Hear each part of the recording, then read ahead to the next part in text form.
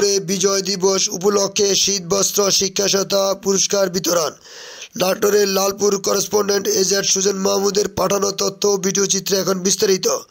নাটোরের লালপুরে মহান বিজয় দিবস উপলক্ষে লালপুর বাজার স্বপ্নচারী ফাউন্ডেশনের উদ্যোগে গরিব দুস্থ মানুষের মুখে সামান্য বিজয়ের হাসি ফোটাতে শীতবস্ত্র শিক্ষা সহায়তা ও পুরস্কার বিতরণ অনুষ্ঠান অনুষ্ঠিত হয়েছে। গতকাল সোমবার 16 ডিসেম্বর উপজেলার মডেল সরকারি প্রাথমিক বিদ্যালয় মাঠে সকাল থেকে রাত পর্যন্ত এই অনুষ্ঠান অনুষ্ঠিত হয়।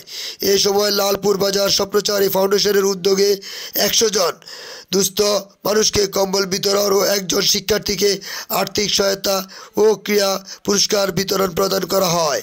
উক্ত অনুষ্ঠানে লালপুর বাজার স্বপ্নচারী ফাউন্ডেশনের সভাপতি আব্দুল মোতালেব রায়হানের সভাপতিত্বে সাধারণ সম্পাদক আসাদুল ইসলাম এর সঞ্চালনায় উক্ত অনুষ্ঠানে প্রধান অতিথি হিসাবে উপস্থিত ছিলেন লালপুর থানার officer in charge OC Mohammad Nuruzzaman.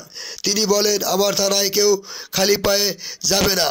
আমার অফিস যতই চকচকে থাকো, আপনারা সবাই স্যান্ডেল পায়ে দিয়ে যাবেন এবং গরিব মানুষ সেই বিপদে পড়বে আমাকে স্মরণ করবে, আমার অফিসকে আপনার অফিস মনে করবেন।